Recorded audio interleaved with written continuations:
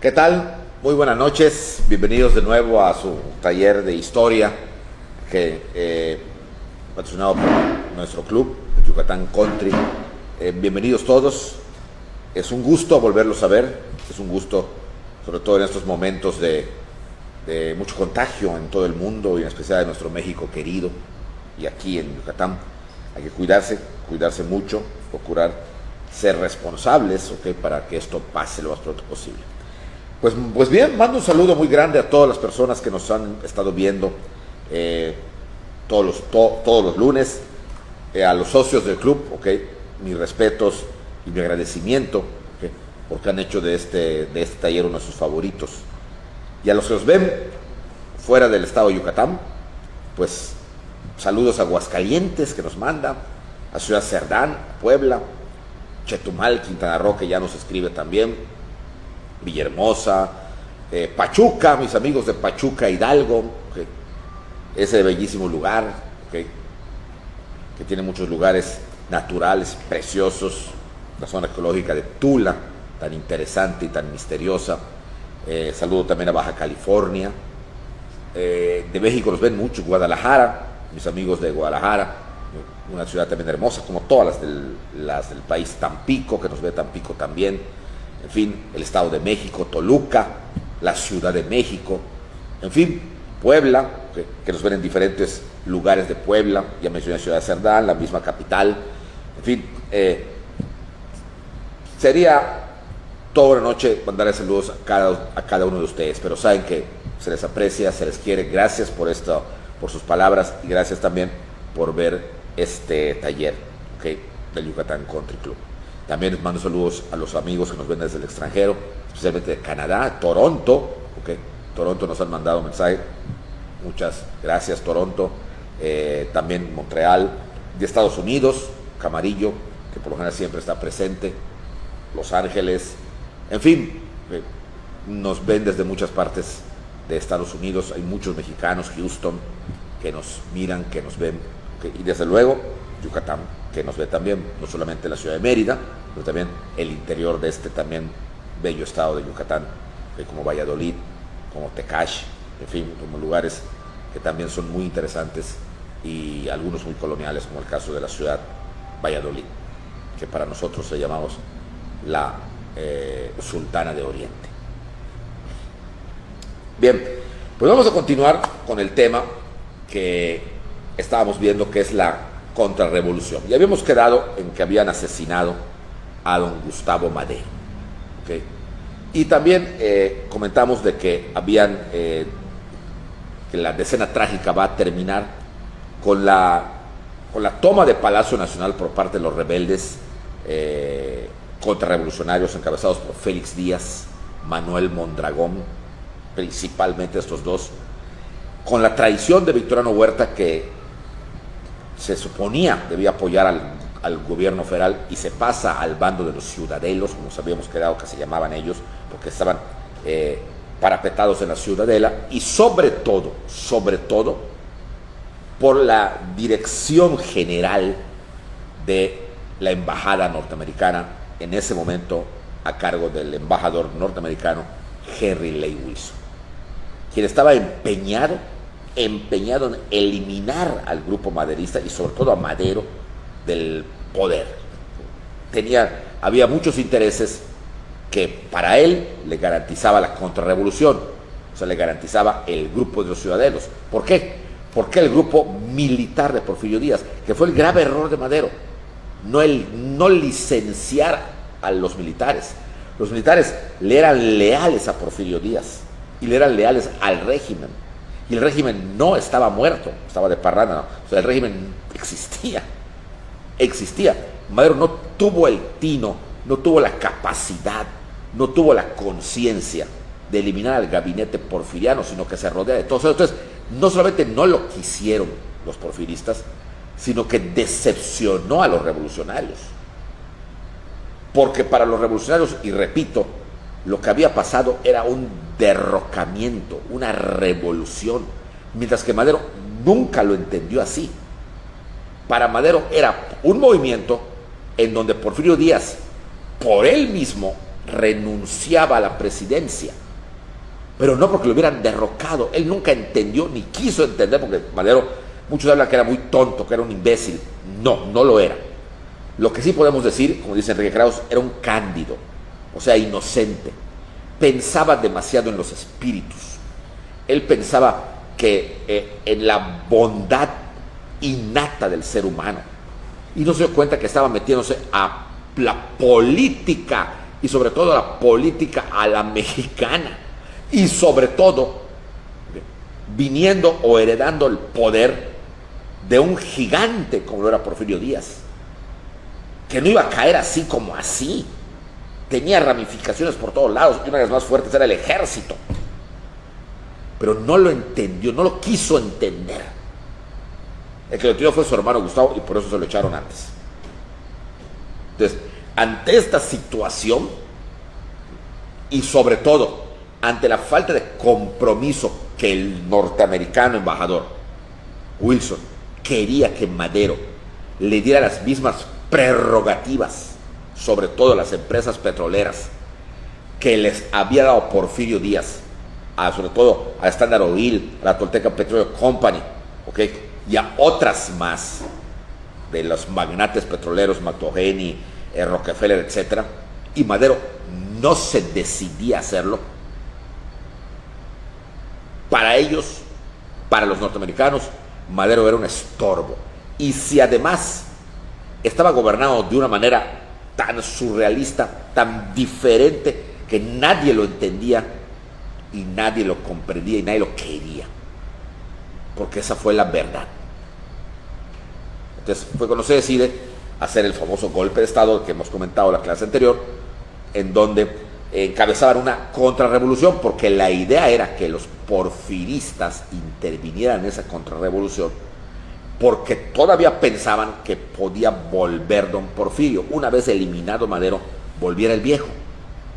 Y en caso de que no volviera, estaban preparando al sobrino, a Félix Díaz, al hijo de su hermano Félix, para él tomar las riendas. Ese fue el famoso pacto de la embajada de la que hablamos la vez pasada. Ese era el pacto. Dar un golpe de Estado, que Madero renunciara, ensangrentar la Ciudad de México, principalmente la Ciudad de México. No lo iban a defender, porque Madero se había enemistado con medio mundo. Y una vez que renunciara Madero, mover todo el esquema, el plano jurídico, el plano político, perdón, del porfiriato, del maderismo, de nuevo, perdón, para que subiera un interinato, que se había pensado que ese interinato fuera el general Huerta. Y Huerta, que acabara con los últimos pequeñas cositas del maderismo, y entonces invitar a Porfirio Díaz a volver. Si Porfirio Díaz no volvía, entonces convocar a elecciones, en donde por lógica elemental, que la élite porfirista, poderosa aún económica y militarmente, e inclusive hasta socialmente, iba a poner a Félix Díaz. Ese fue el acuerdo de la embajada. Así, todos salían ganando. Militares que no querían a Madero, porfiristas que no querían a Madero, norteamericanos que no querían a Madero. Y se eliminaba ese peligro que además el propio Madero se había echado encima a sus ex amigos revolucionarios. Y fue cuando empieza lo que hemos conocido como la decena trágica. 10 días del mes de febrero, que va a haber un bombardeo de la Ciudadela al Palacio Nacional. Y que el que debía defender y aplastar este bombardeo, que era fácil, porque el grupo porfirista se había atrincherado en la Ciudadela. El ejército que comandaba Huerta, en apariencia, era mayoría y tenía fácil tomar la Ciudadela, pero nunca lo hizo Huerta. Estuvo engañando a Madero, y Madero le creía todo lo que decía Victoriano Huerta, todo. Por eso fue que cuando Gustavo empezó a sospechar de él y lo sorprende en pactos con los ciudadelos, es cuando Huerta, al verse descubierto, comentamos la semana pasada, la clase pasada, pues invita a comer a don Gustavo, ahí lo captura, se lo lleva a la Ciudadela y le dan una muerte horrorosa en la ciudadela. Le sacan el ojo y todo lo que les he comentado. Una vez muerto el único cerebro o el único individuo pensante del gabinete de Madero, ya era muy fácil aprender a Madero. Y entonces llegamos, a los 20 días del mes de febrero de 1913. Ya Wilson ya quería, basta de recovecos, basta de platiquitas. La orden fue terminante de la embajada norteamericana. Ya. Tomar Palacio Nacional y detener a Madero. Y obligarlo a renunciar. Ya. Y efectivamente, así fue. Los militares, ahora sí, ya la mayoría que apoyaba a Félix Díaz porque veía que Madero daba órdenes y contraórdenes, se iba y desdecía. Madero no quería tomar a viva fuerza la ciudadela, al menos eso decían los militares, por aquello de que no, el amor, el perdón, o sea, algo muy parecido a abrazos, no balazos. Entonces, eso había durado muchísimo y había costado vidas humanas, porque los ciudadanos, eso sí, no se tentaban el corazón y bombardeaban y bombardeaban. Y el que pasaba en el camino entre la ciudadela y el Palacio Nacional y le caía una bomba encima, se moría. ¿Cuántos cadáveres? Por eso se llama la escena trágica. ¿Cuántos cadáveres hubo tirados en la avenida Juárez? O en la calle de San Francisco, hoy llamada calle Madero. O en ese corredor hoy histórico que va más o menos desde el Monumento de la Revolución hoy en día hasta el Palacio Nacional. Cientos de cadáveres. De gente que no podía, cuando sus familiares lo veían y querían rescatarlos, pero no podían por el bombardeo que había. Entonces ya, 10 días eran demasiado, había que detenerlos. Y es entonces cuando el general Aureliano Blanquet, que les comenté la vez pasada, que era un hombre ya de edad, totalmente de acuerdo con Victoriano Huerta, con Manuel Mondragón, con Félix Díaz, con toda la banda de los ciudadanos, y sobre todo también había ido a algunas juntas con los porfiristas civiles, como el doctor Orsí, como el doctor Castellot, primo de Carmelita. Esas juntas de los civiles se hacían precisamente en secreto en la casa de Ignacio de la Torre y Mier, que conspiraban contra Madero. Ignacio de la Torre y Mier era yerno de don Porfirio, por eso el nombre de don Porfirio quedó embarrado sin que lo sepa él. En la casa donde vivía la hija mayor de Porfirio, Amada Díaz, que era la esposa de Ignacio de la Torre y Mier, ahí se reunían para preparar el golpe, porque el golpe se va a preparar entre 3 elementos. Los civiles encabezados por Ocón, Orsí, de la Torre y Mier. Los militares, por Blanquet, Victoriano Huerta, Félix Díaz y el embajador de Estados Unidos. Y en la casa de Ignacio de la Torre se reunían precisamente. Y ya, cuando llegó a un punto clave, ya no se podía esperar más. Era ya tomar el Palacio Nacional. Lo habían intentado con Bernardo Reyes y lo habían matado en la puerta del Palacio, como comentamos también. Pero ahora sí, ya era tomarlo. ¿Y cómo tomarlo? Que los propios militares que todavía defendían a Madero se le voltearan. ¿Y cómo era eso? Porque era gente de Aureliano Blanquet.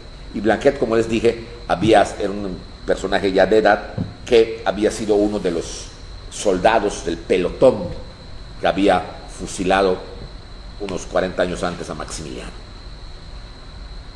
Era el famoso general Aureliano Blanquet. En la época en que fusiló a Maximiliano no era ni general, era soldado raso, pero era famoso por eso. Y entonces viene la toma de Palacio Nacional. ¿Qué es lo que sabemos o que se ha escrito y los testigos presenciales dijeron?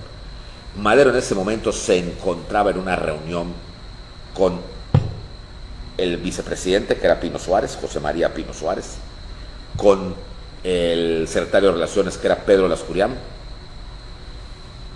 y cuando oyeron que los gritos afuera de las oficinas de Palacio, o sea, en lo que viene siendo la, la terraza central del Palacio Nacional, y rápidamente los pocos lares que le quedan a Madero le avisan que salga, que huyan a como dé lugar. ¿Okay?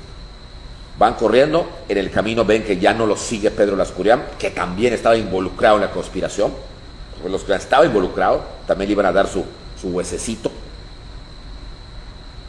Y entonces cuando llegan al elevador de Palacio, solo llegan Madero y Pino Suárez. Y donde está don Pedro ya se había unido con los rebeldes, porque ya estaba unido desde antes. Y entonces bajan, y cuando bajan tratan de salir por la parte de atrás del Palacio, pero ya estaban rodeados de militares. Ya estaban rodeados de militares. Madero todavía hace un intento, cuando ve que lo están cercando los militares sin disparar, lo están cercando, hace un intento de imponerse. Soy el presidente de la República, ustedes juraron lealtad. Había perdido el poder, y como dice Krauss, quizá nunca lo tuvo, porque a sus espaldas se burlaban de él. Decían el chaparrito, el loco. La prensa misma hacía mofa de Madero. Los caricaturistas de los periódicos de la época caricaturizaban y ridiculizaban a Madero. Madero nunca les dijo nada. Fue cuando don Gustavo Madero había comentado que muerden la mano del amo que les quitó el bozal. Pero cuando Porfirio la prensa estaba derechita y los tenía así amordazados, y cuidado, hablas mal de él. Pero aquí Madero los dejó, y tal vez porque estaban todos así amarrados por don Porfirio, pues se dedicaron ya no una libertad de prensa, sino una especie de libertad, porque lo ridiculizaban a Madero totalmente. Entonces la opinión pública, el imaginario popular, pues no quería a Madero, no lo quería. Entonces ya nadie le hacía caso, y por más que dice que es el presidente de la República, que es todo eso, okay, en eso entra Victoriano Huerta, ya con él era el secretario de la defensa, como le llamaríamos, secretario de guerra, y se acerca a Madero con un pelotón que además ya lo estaban rodeando. Y entonces Madero, según cuentan los testigos presenciales, solamente dijo: general, es usted un traidor. Y Huerta le contesta: señor Madero, es usted mi prisionero. Y Madero y Pino Suárez son encerrados en una de las oficinas del Palacio Nacional. Ahí mismo se les pide que renuncien, con la promesa del ejército de los Estados Unidos de respetarles la vida, y que había pláticas con el embajador español y con el embajador de Cuba, un individuo que quería mucho a Madero, don Rafael Márquez Sterling, que hizo un libro muy interesante porque fue testigo presencial de muchos hechos de esto, que se llama Los últimos días del presidente Madero. Rafael Márquez Sterling era el embajador de Cuba en México, que intentaron, obviamente, que pactaron con el embajador norteamericano. Bueno, ¿qué fuerza tenía el embajador norteamericano? Era el más antiguo, y por lo tanto era el decano, era el que presidía lo que llamaríamos el colegio de embajadores.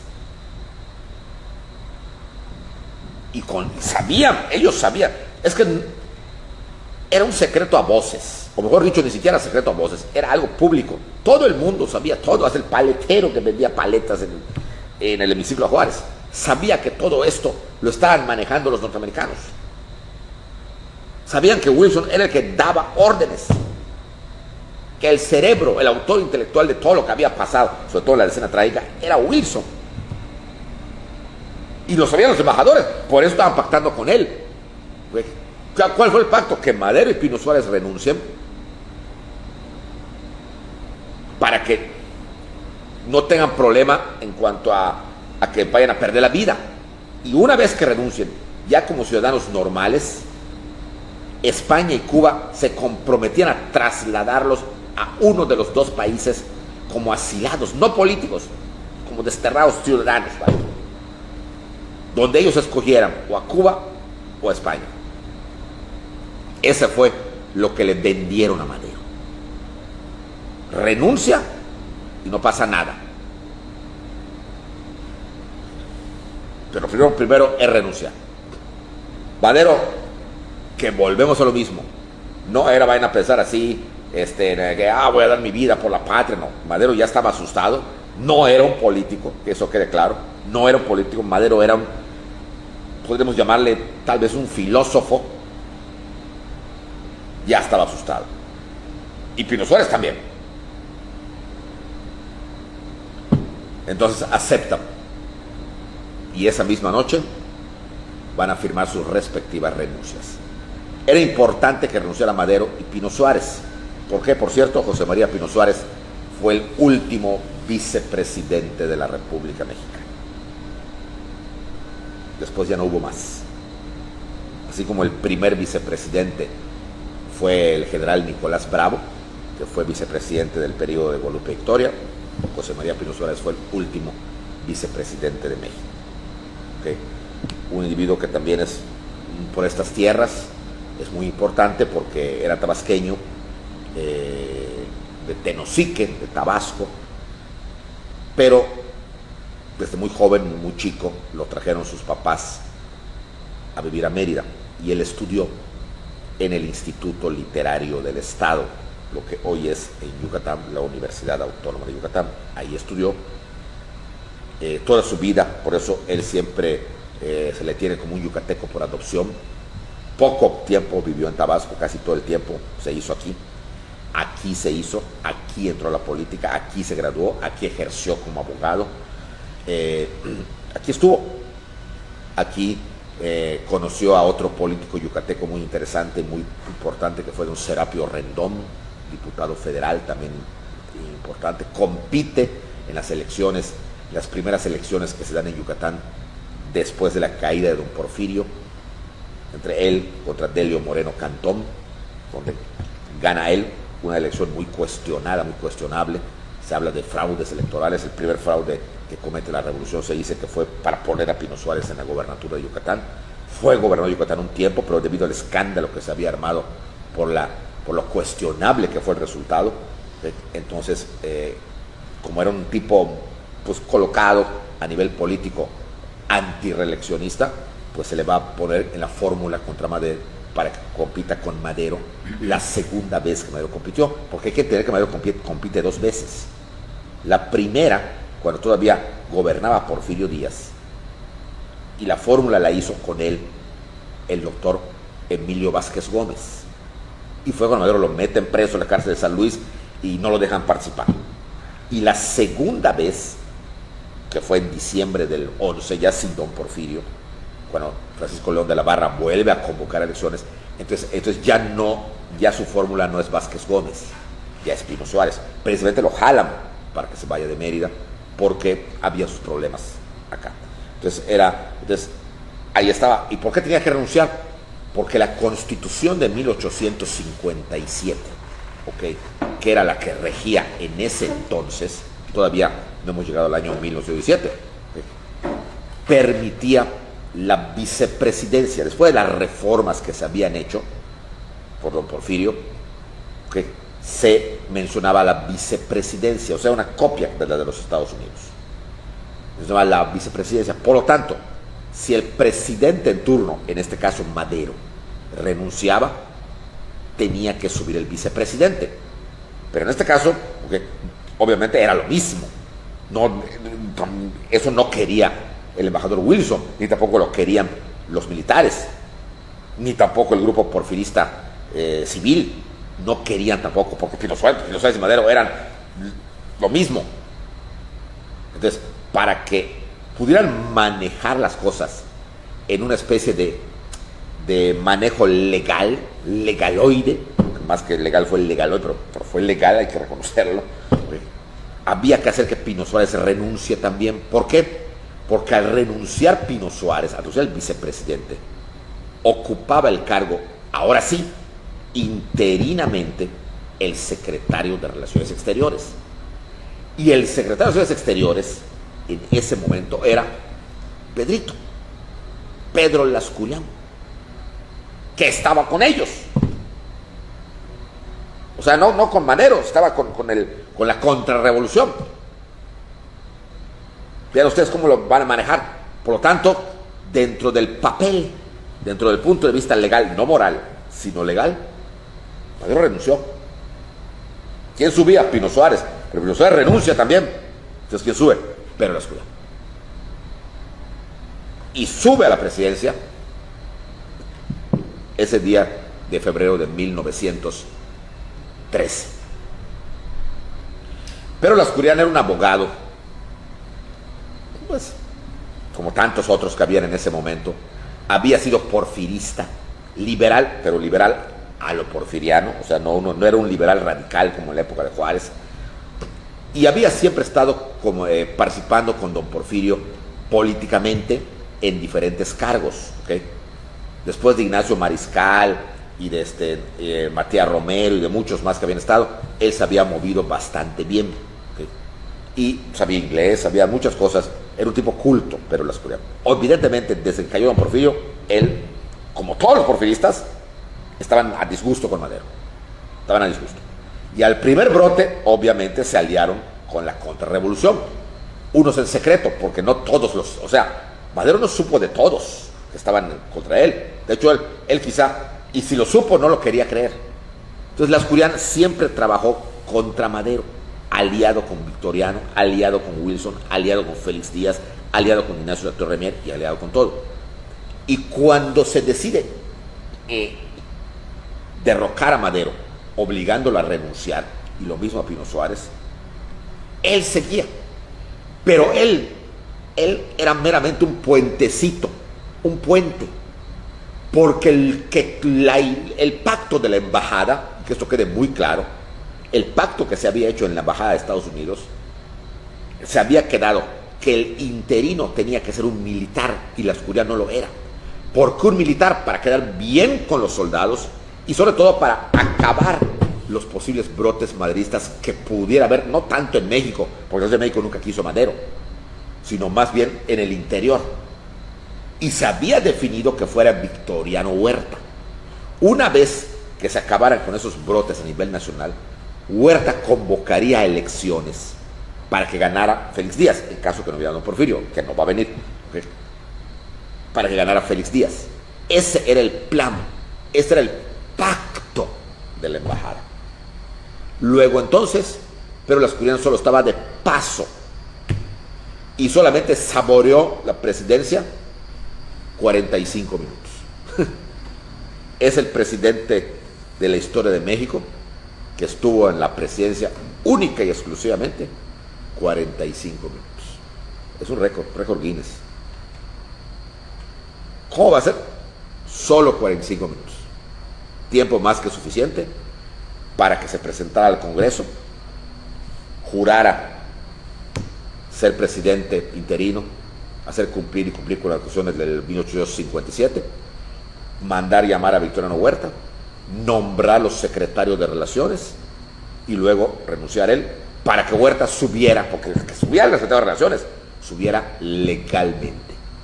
O sea, que si a derecho nos vamos, jóvenes, vean ustedes qué terribles cosas pasan en nuestro país. Huerta no fue ningún usurpador, como dicen los libros de texto. Subió legalmente. Nos duela o no, subió legalmente. Que moralmente estuvo muy mal, claro, pero legalmente siguió los pasos. Renuncia Madero, renuncia Pino Suárez, sube Lascurián, renuncia Lascurián, y él en las intervenciones le tocaba a él. Qué sorpresas de la vida, ¿verdad? El famoso chacal llamado la usurpación huertista, resulta que dentro del punto de vista legal no lo era. Qué chistoso, qué lamentable. Y que además, que un tipo como Pedro Lascurián estuviera solo 45 minutos y que nadie protestara. ¿Y el pueblo qué onda? El pueblo, bien, gracias. Estas cosas, como les dije alguna vez, creo que solamente pasan en nuestro país. Y durante muchas épocas, muchos periodos, se cuecen habas. No solamente ahora, sino también en esa época se cocinaban habas. El país las maravillas, como le llamó José Fuentes Mares. Solo faltaba Alicia y el conejo blanco, porque todo puede pasar. Sin embargo, México es el país de que aquí no pasa nada. Hay miles de contagiados, no pasa nada. Aquí no. Tengo otros datos. O sea, hay que tomar en cuenta que esto no es solamente privativo de la actualidad. Viene de atrás. Pues bien, renuncian. Pero en la oscuridad, antes de anunciar, nombra a Victoriano Huerta, y Victoriano Huerta toma posesión de la presidencia de la República como presidente interino. Como ya sabía que lo iban a nombrar y que todo era parte de un proceso para que llegara, ese día se emborrachó.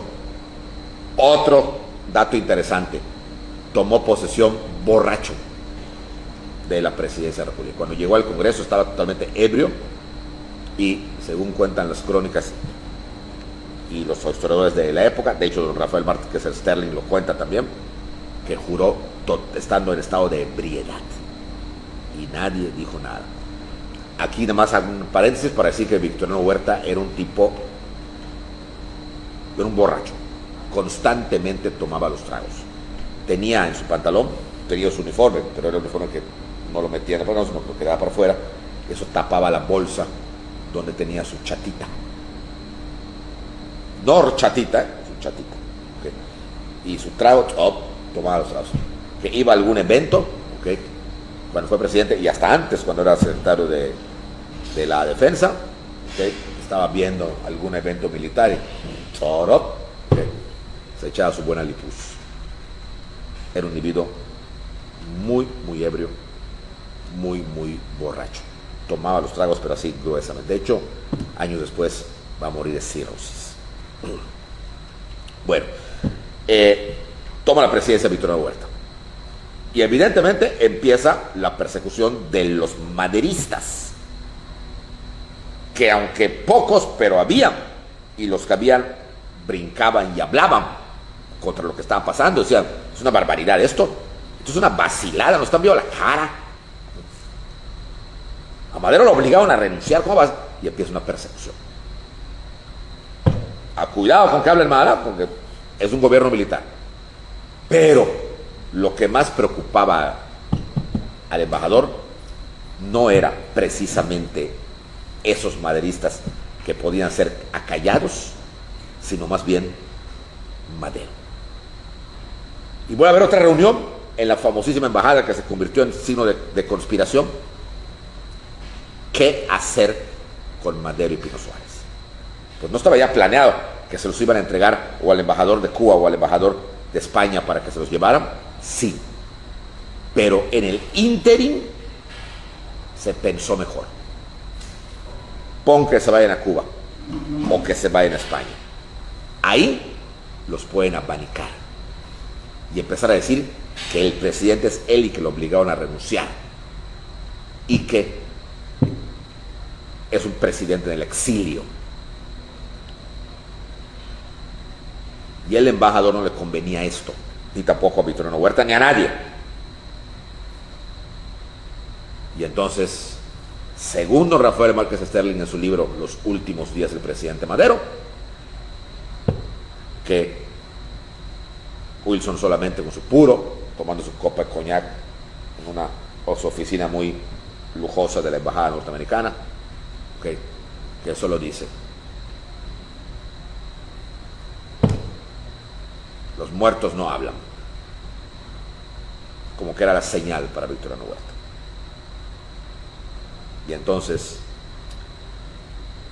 la noche del 21 de febrero de 1922, de 1913, o sea, por el 2022, ¿no?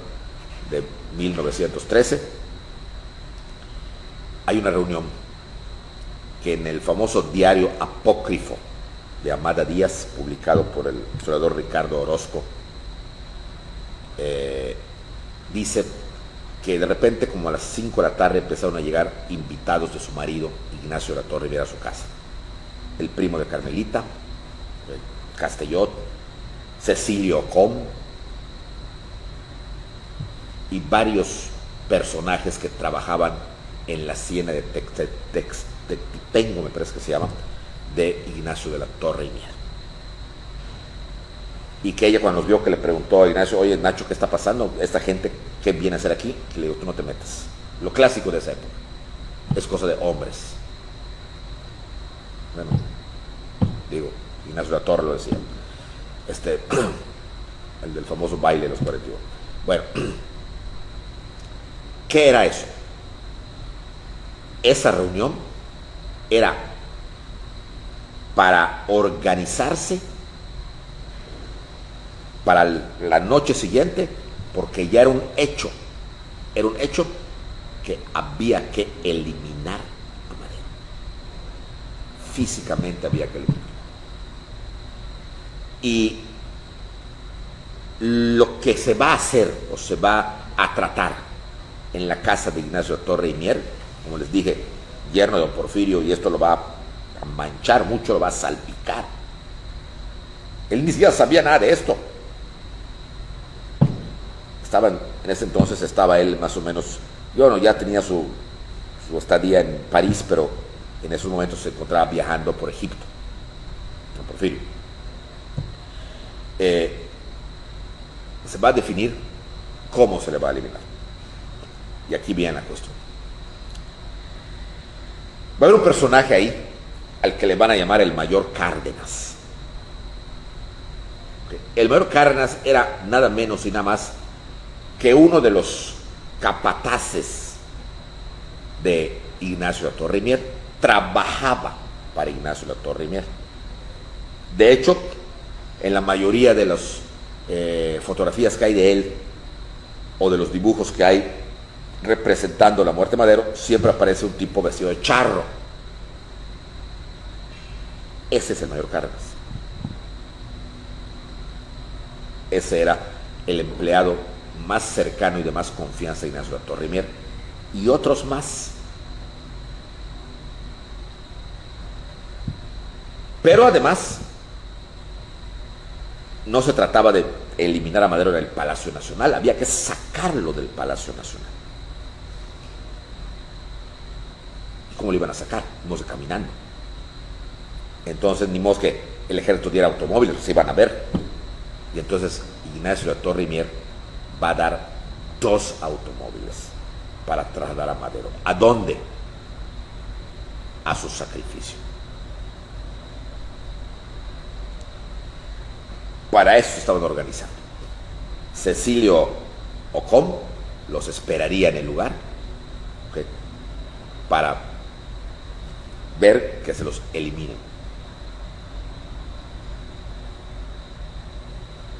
Y así amanece ya todo preparado. Mientras se preparaban las pistolas, las armas que se iban a llevar, se hablaba con el alcaide de Lecumberri, donde supuestamente los iban a llevar. Y se preparaban los automóviles. Todo iba a ser como se hace lo que no es decente en la noche. En el transcurso del día, Madero nunca se imaginó eso, seguían encerrados ahí, y como a las 4 de la tarde recibe la visita del embajador Rafael Márquez Sterling, quien le da muchas esperanzas. Nadie sabía de este movimiento, todo era en un súper secreto. Márquez Sterling estaba todavía en la creencia de que cumpliría el embajador norteamericano, y por eso fue a decir que era cuestión de unos pequeños días, tal vez un día, para que ellos pudieran salir de ahí. Ellos habían decidido irse a Cuba por la amistad que había con Rafael Márquez Sterling. Después de que hablan bastante tiempo ese día, y que nos cuenta Márquez Sterling la conversación, vía un Francisco y Madero, dice, un poco decepcionado de los seres humanos. Él creyó en la bondad del ser humano, en la humanidad del ser humano, y se dio cuenta que no son más que eso, seres humanos. Sin embargo, le di esperanzas para trasladarlo, que se preparara todo, porque la idea era que llegara un barco, y que el barco estaba por llegar de Cuba, es profeso, para trasladar a Madero. Se despiden, se dan un abrazo, Nunca se imaginó nadie que era la despedida final. Esa misma noche, como a las 10 de la noche, se habían acostado a dormir todos, ¿okay? Estaba también con ellos encerrado el general Felipe Ángeles, que fue el único general que le fue fiel a Madero, y lo habían encerrado ahí también, con él. Cuando de repente a las 10, sin decir agua va o guac, se abren las puertas de esa oficina, les habían puesto unos catres para que duerman ahí, ya ven. Y el que abría la puerta era el mayor Cárdenas, precisamente el empleado de Ignacio Latorre y Mier. Se levanta, ¿qué pasa? ¿Qué pasa? Señor Madero, vístanse, señor Pino Suárez, vístanse, porque los vamos a trasladar al Lecumberri. Y que entonces Pino Suárez, al Lecumberri, nos dijeron que esperáramos aquí al embajador, primero se trasladará a la cárcel y de ahí se llevará en tren hasta Veracruz cuando llegue el barco. Felipe Ángeles, más colmilludo que ellos, general, dijo, no creo eso. Y Carna se le enfrenta al general, le dice, usted no se meta, general, con usted no es la cosa, usted se queda acá. ¿Cómo que me quedo? Se queda acá. Son ellos que vienen con nosotros. Pero es medianoche. Son ellos. Son órdenes que tenemos, van a dormir en Lecumberri y mañana salen para Veracruz. Si les pasó por la mente a Madero y Pino Suárez que esto era el fin, no lo podemos saber. Pero para Felipe Ángeles sí vio la cosa muy rara y muy sospechosa, porque los que estaban ahí no eran militares. Claro, Huerta no iba a manchar a los militares. Entonces se dan un abrazo y nos volveremos a ver en algún lado. Sí, seguramente, en la eternidad. Suben a los autos que tenían dos, que eran de Ignacio Latorre y Mier, precisamente, autos particulares. Salen por la parte de la consejería, la parte de atrás del Palacio Nacional, y de ahí agarran rumbo a Lecumberri. La cárcel de Lecumberri está donde hoy está el Archivo General de la Nación. La cárcel de Lecumberri fue cárcel hasta los años 80, más o menos, cuando López Portillo creó el complejo de Almoloya. Pero hasta antes de López Portillo, la cárcel seguía funcionando como tal. Una cárcel terrible. Todavía se pueden ver las Bartolinas, aquellas celdas de castigo, donde a los presos que se encontraban malos encerraban, un cuartito así, solamente para ver y daban su comida. En las famosas Bartolinas. Hay algunas películas que se han realizado ahí, una muy famosa, que tal vez algunos de ustedes haya visto, de aquel famoso actor Pedro Infante, se llama la película Nosotros los Pobres. Hay varias escenas que se desarrollan dentro de la casa de Lecumberri, y una, precisamente la Bartolina, que es donde se pelea con un preso y le saca el ojo y todo ese tipo de cosas, ¿no? Eso era Lecumberri, todavía servía como cárcel. Fue hasta el 80, 81 cuando ya se cerró, y pues para utilizar el edificio, esas Bartolinas y esas prisiones se convirtieron, los modernizaron, hicieron puertas bonitas, lo demás, aunque queda, si tú entras allá, ustedes entran allá, van a ver la forma de cárcel. Ahí está todo el Archivo General de la Nación. Pues bien, suben a Madero y a Pino Suárez y los llevan hacia a Lecumberri. Durante el camino, todo está oscuro, nadie los ve, pero cuando llegan a Lecumberri, lo raro fue que los automóviles no paran en la puerta de Lecumberri, no, que dan la vuelta y paran en el murote de atrás. En ese entonces, Lecumberri era el último edificio de la Ciudad de México por el lado oriente. Lo que seguía era monte y el tren que pasaba donde llevaba a los presos a las Islas Marías. Y eso todavía hasta antes de López Portillo. Entonces, ahí los paran. Estaba oscuro. Había algunos que tenían algunas linternas, entre ellos Cecilio Com. Se baja el mayor Cárdenas y le dice a Cecilio Com: ¿todo listo? Todo listo. Bájelos. Se acercan al auto y primero es Pino Suárez. Bájese. Y Pino Suárez se baja del automóvil. Según la descripción que nos hizo Manuel Márquez Sterling, que luego que él lo contó de uno de los protagonistas y que luego declaró en su juicio el mayor Cárdenas, porque luego cuando se voltean los papeles lo van a juzgar, ¿okay? Y él declara que el primero que se bajó fue Pino Suárez y luego se dirigió a Madero, ¿okay? Y Madero ve la cosa muy fea y según la declaración, no es como pasa en las películas, según la declaración de el mayor Cárdenas, Francisco Cárdenas se llamaba, Francisco, que le dice a Madero, bájese. Pero no se quiere, no, bájese, le dice, no. Entonces que el propio Cárdenas se introduce su cuerpo hacia la parte de atrás del automóvil y agarra a Madero de acá del cuello, lo jala hacia la portezuela, pero un chaparrito y otro un grandote, lo jala hacia la portezuela y le pone la pistola en el cuello y Cárdenas hace pam, pam, pam, pam, pam, y lo mata dentro del automóvil. Cuando Pino Suárez ve esto, que es lo que pinta la película, pero ahí pone como si fueran los dos, cuando lo ve, corre, pero ¿a dónde corres? Corre, y entonces fácilmente lo venadean y pa, pa, pa, pa, pa, pa, pa, pa, pa, pa. Esto ocurría en los últimos minutos del 22 de febrero de 1913. Madero y Pino Suárez eran sacrificados por una contrarrevolución que se manchaba las manos de sangre, que siguió a la muerte de Madero. Esto lo veremos la próxima semana. Muy bien, pues muchas gracias y la próxima semana continuaremos con este tema tan interesante en donde veremos entonces ya qué ocurrió inmediatamente después y todo el año que fue Victoriano Huerta presidente. Buenas noches y que pasen una excelente semana. Gracias.